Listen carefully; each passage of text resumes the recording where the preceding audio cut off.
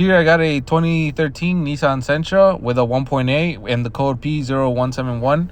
And the first thing I did to try to diagnose this was I pulled up the fuel trims and the mass airflow to see what they were doing. And what I noticed was when the car was idling, the mass airflow was at about 3.6, 3.8 grams a second. Whereas it's supposed to be at 1.8, 1.9, maybe 2 grams a second because it's a small engine. So what I started to do was I thought about it.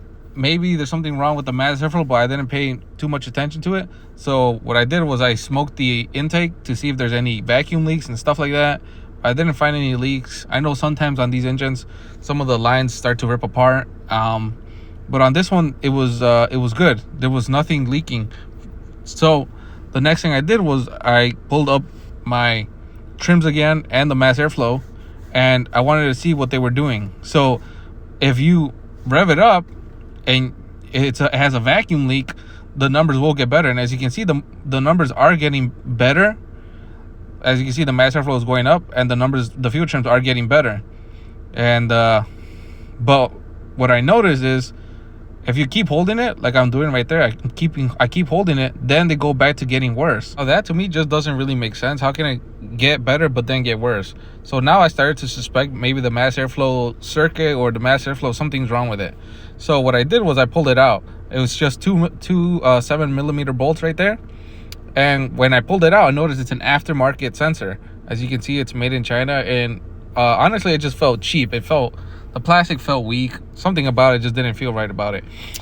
So what I did is I got a new one. I don't know if this is the part number right there, but it's made in Japan. It's a Hitachi. I don't know if that's a factory OEM sensor. But as soon as I put it in, I'm going to show right here exactly what happened. I think this is where I turn it on right there.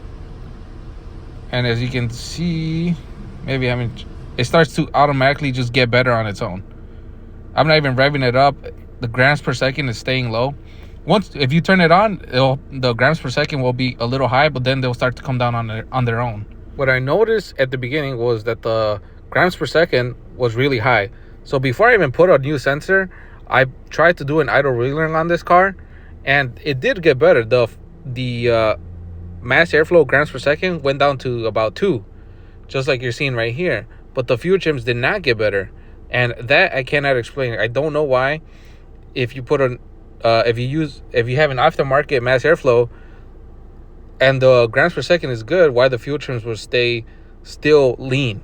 And that's what happened in this case. So to end this video, I guess the point of it is try to avoid any aftermarket mass airflow sensors, stuff like that. Just get an OEM and do an idle relearn, and that'll avoid any problems. It seems like they were trying to fix something in this case. They got a aftermarket mass airflow, and if anything, just made it worse. So hopefully that helps out someone who has this problem.